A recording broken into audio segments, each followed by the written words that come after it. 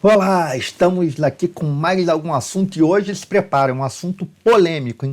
Polêmico, realmente, que é a contaminação de suplementos nutricionais esportivos. Sim, aqueles suplementos mesmo que a gente compra ali na esquina, na loja, no mercado, whey protein, pré-treino, creatina, aqueles suplementos têm um alto índice de contaminação, inclusive por substâncias que fazem mal à saúde, substâncias proibidas, e que podem, inclusive para atletas, fazer com que teste positivo no doping. Não pelas substâncias que eles declaram, mas pelas substâncias que eles não declaram e que existem ali. Controle de qualidade realmente da indústria de suplementos, isso não é só no Brasil, no mundo. É bastante precário e é sobre isso que eu vou falar aqui para você hoje, explicando direitinho, tintim por tintim, quais são os contaminantes, qual é o percentual de contaminação, os riscos que isso causa, o que principalmente que a gente pode fazer para se proteger disso, tá ok? Então vamos embora. Olha só, vamos começar com o histórico dessa questão de contaminação de suplementos esportivos. Teve um estudo de um pesquisador chamado Hans Geier, na Alemanha, em 2004, que eles analisaram 634 suplementos e até 14,8% deles estavam contaminados com doping. Ou seja, um atleta, uma pessoa que vai se submeter para um teste de doping, corre o risco de ter ingerido um suplemento que não tem nada a ver com aquilo e está contaminado com uma substância que pode positivar, fazer com que ele perca a medalha e seja até punido. Pois é, isso existe. Em alguns países, esse índice de contaminação ele chegou até 20%. Isso quer dizer que mais de um em cada 4, 5 suplementos que foram testados continha uma substância ali dopante ali dentro. Em 2006, o mercado de suplemento faturou aí ao redor do mundo, gerou 60 bilhões de dólares. Então é uma coisa bem alta, né? Que envolve grandes cifras, envolve muitos interesses. Uma realidade que a gente tem hoje em dia é que 40%, 70% dos atletas vão usar suplemento aí para malhar, para treinar, para fazer a tua atividade física. Se você for pegar o alto rendimento, você pode chutar aí 100%. Poucos são os atletas de alto rendimento mesmo que não vão usar suplemento nenhum. E 12 a 58% dos suplementos hoje em dia que estão no nosso mercado, eles podem estar contaminados. Substâncias que são proibidas e promover risco de doping acidental. Aliás, fazendo até um parêntese, uma consideração uma pergunta que já me surgiu mais de uma vez no Instagram, se é seguro para uma grávida ou para uma mulher que está amamentando tomar whey, para alguém que está amamentando tomar creatina. Gente, a creatina e o whey em si, eles não têm nenhuma contraindicação na gravidez ou na amamentação. Mas aí é que está o problema. Eu não estou preocupado com o que está ali declarado no rótulo que existe. Eu estou preocupado com o que não está no rótulo e que pode ter ali. Imagina, por exemplo, se uma mulher que está ali grávida toma um suplemento que contém um hormônio esteroide anabólico. Né? Aquilo ali, obviamente, que para a saúde do bebê não vai ser muito favorável. E ela não consumiu o hormônio, se não teve essa intenção. Ela teve a intenção de consumir um suplemento, mas por algum motivo aquela substância estava ali e pode preocupar efeitos realmente bastante preocupantes. Então, hoje em dia, o que se tem aí de pesquisas demonstrando o índice de contaminação, eu sei que é um número muito elástico, mas vai flutuar até, vai variar muito de país para país, mas oscila entre 12% até 58%, ou seja, é algo absurdo. Está realmente ficando preocupante essa questão da indústria. O controle de qualidade precisa ser muito reforçado para isso. Nas Olimpíadas de Salt Lake City, a equipe olímpica da Holanda que participou lá, dos suplementos que foram ofertados aos atletas que estavam participando dessa competição, 14 de 69 produtos estavam contaminados daqueles suplementos que estavam disponíveis para uso de atletas olímpicos de alto rendimento e que seriam submetidos ao controle antidoping. Imagina se isso não tivesse sido descoberto e eles tivessem utilizado, poderia dar um problema muito grave aí para alguém que não teve a menor intenção de cometer qualquer trapaça, de cometer qualquer falha. No cenário atual, a coisa melhorou, mas assim, o problema ainda existe. Os estudos foram realizados ao longo de um tempo, apontando todas essas questões. Hoje em dia a coisa deu uma melhorada, mas ainda não é algo que possa nos deixar absolutamente tranquilo. A contaminação, ela ainda é muito prevalente. Tem muitos problemas no controle de qualidade, porque não é a maioria das empresas, infelizmente, que se preocupa com isso.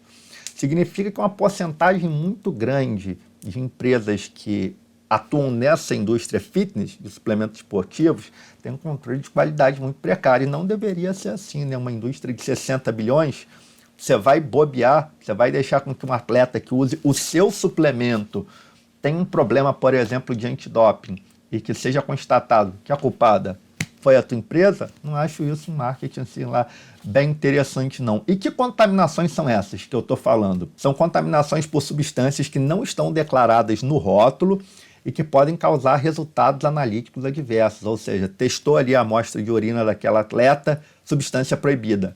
Resultado analítico adverso, o atleta sofre uma comunicação de que foi encontrada uma substância ali que não condizia muito bem com o que é permitido, e a partir desse resultado analítico adverso faz-se um julgamento que, se constatado que houve irregularidade de fato, que aquela substância estava presente ali, depois inclusive de uma contraprova, aí é considerado doping e há uma punição propriamente dita. E que substâncias são essas? Pró-hormônios, hormônios, estimulantes, anfetaminas e diversas outras substâncias proibidas, inclusive alguns esteroides clássicos, como a metandienona, o famoso estanozolol, boldenona, dihidroclorometiltestosterona e também a consagrada oxandrolona. Estava tudo ali, gente, num suplemento que não era para ser doping, era para ser natural, num whey, numa creatina, num pré-treino, em algo que seria inócuo, inofensivo, totalmente lícito, legal, permitido, mas estava contaminado, haviam traços ali de substâncias que não são permitidas.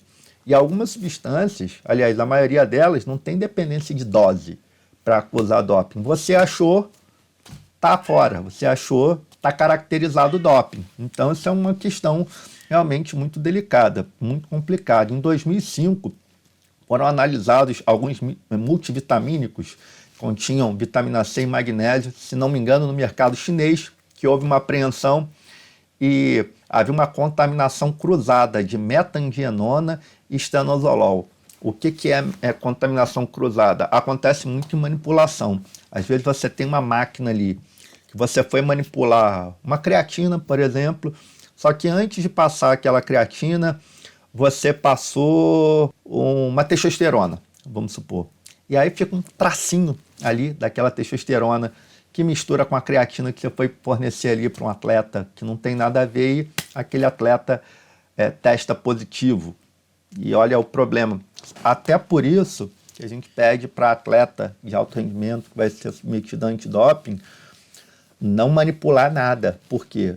Porque o controle, a limpeza e o controle de qualidade, né, das farmácias de manipulação, eles são um pouco comprometedores nesse aspecto. E pode ser que uma máquina que não tenha sido muito bem limpa e que tenha passado uma substância proibida tenha contato com uma substância lícita e faça essa mistura que possa testar positivo. Nessa situação específica, os contaminantes encontrados foram metandienona e estanozolol. Recentemente, foram encontrados alguns suplementos contaminados com produtos para emagrecimento, sibutramina, anorexígenos, anfetaminas, que são substâncias que podem aumentar a pressão arterial e frequência cardíaca. E essa contaminação, muitas vezes, ela é proposital. Que vamos supor, a gente pega um whey, que é um suplemento que é conhecido como suplemento que ajuda na hipertrofia.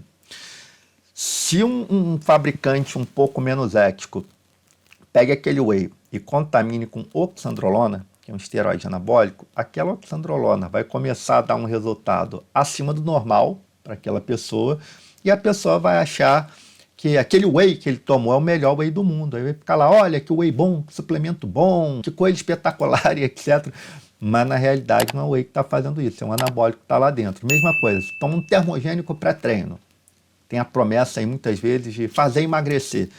E aí está contaminado com anfetamina, com uma sibutramina, que são remédios para emagrecimento. Pô, aquele pré-treino tirou a fome e me fez emagrecer, uma beleza. Mas, na verdade, não é o efeito dele, né?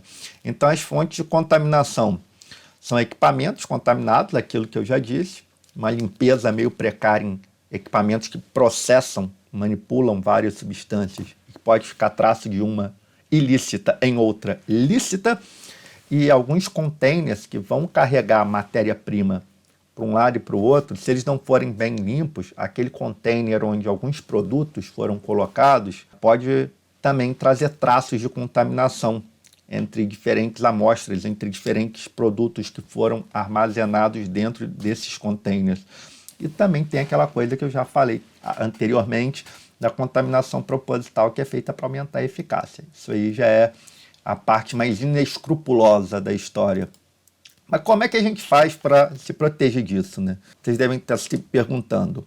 Bom, eu acho que a primeira medida é você conhecer quais são as empresas de renome e de boa reputação.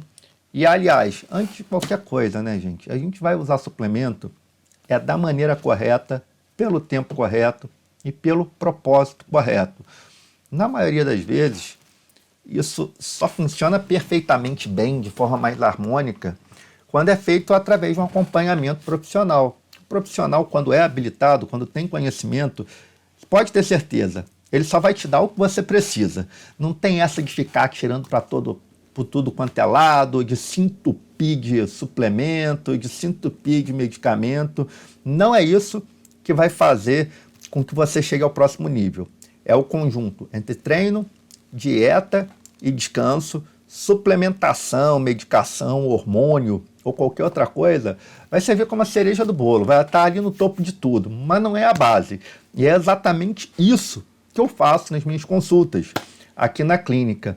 E a boa notícia para vocês é que a minha agenda ela está aberta para atendimento a novos pacientes. Não é algo que eu costumo fazer sempre, por quê?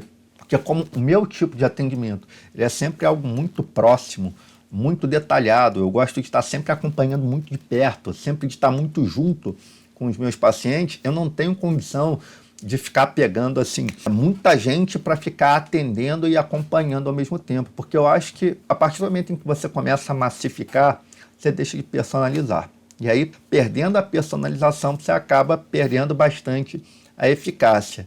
E eu atuo apenas através dos protocolos cientificamente validados, com base nas evidências que a ciência mostra como tendo a maior eficácia. Não tem essa de achismo, de fazer os outros de cobaia, de ficar atuando com base no palpite, não. Eu estudo bastante, estou na minha 7ª pós-graduação, já tenho quase 15 anos formado e ao longo do tempo me preparei exatamente para isso, para poder fornecer os melhores resultados, para poder prestar o melhor serviço possível. É por isso que os resultados lá na clínica são tão bons. Para quem estiver interessado, só clicar aqui, tá? Link, contato que eu vou deixar embaixo para o WhatsApp, que a nossa equipe vai te atender, te dar todas as informações de uma forma detalhada. Então vamos lá. Quais são as empresas que têm maior risco de ter contaminação de suplemento? São aquelas empresas pequenas, exóticas, que quase ninguém ouviu falar e que estão muito voltadas para o mundo do bodybuilding, né? Esse apelo que o bodybuilding tem. Geralmente no mundo do bodybuilding as pessoas não são submetidas a um antidoping, não estão muito preocupadas com isso, estão preocupadas somente com os resultados, e os suplementos que focam especificamente nesse público, eles vão de encontro a esses anseios. E empresas também que tenham ligação com a indústria farmacêutica, eu tenho uma empresa que ela fabrica o suplemento, mas que ela também fabrica hormônios, também fabrica medicamentos. E essas também são empresas de grande risco. Empresas que não têm ligação com a indústria farmacêutica, na maioria das vezes, não vão ter esse tipo de contaminação. Tem alguns países que têm bancos de dados e que eles registram nesse banco de dados as empresas que fazem controle de qualidade nos suplementos. Acho que isso é uma boa ideia aqui para o Brasil também, né? Você chegar aqui no Brasil e instituir um selo de qualidade, divulgar, listar as empresas que têm um controle de qualidade rigoroso para os teus produtos e que se asseguram, que tomam medidas para que aqueles produtos vendidos não vão possuir qualquer tipo de contaminante. É uma ideia bastante interessante. Lá fora, a gente vai ter isso na Alemanha e também na Holanda. Tem um banco de dados à disposição dos atletas, que os atletas podem acessar lá e olhar, olha, tal empresa faz controle de qualidade, é confiável, tal não é. E na Alemanha se chama Cornerliste e na Holanda NZVT. É uma ideia que poderia ser modelada e aplicada aqui no Brasil, né? Os nossos atletas agradeceriam muito. Existe muito pouco apoio, uma tecnologia muito precária e muito poucos fatores que ajudam com que eles tenham a melhor performance possível e a maior proteção possível. Isso seria algo de vital interesse para essas pessoas. Bom, então a gente vai ficando por aqui. A gente já viu que a contaminação por suplementos é realmente um assunto sério, não é uma coisa rara, é bastante frequente. Algumas dicas aqui para vocês possam se proteger disso. E lembrando, mais uma vez, a minha agenda está com as vagas abertas aí para agendamento para novos pacientes. Só clicar aqui, chamar no WhatsApp, que a gente se vê por aqui. Então, até o próximo vídeo. Obrigado!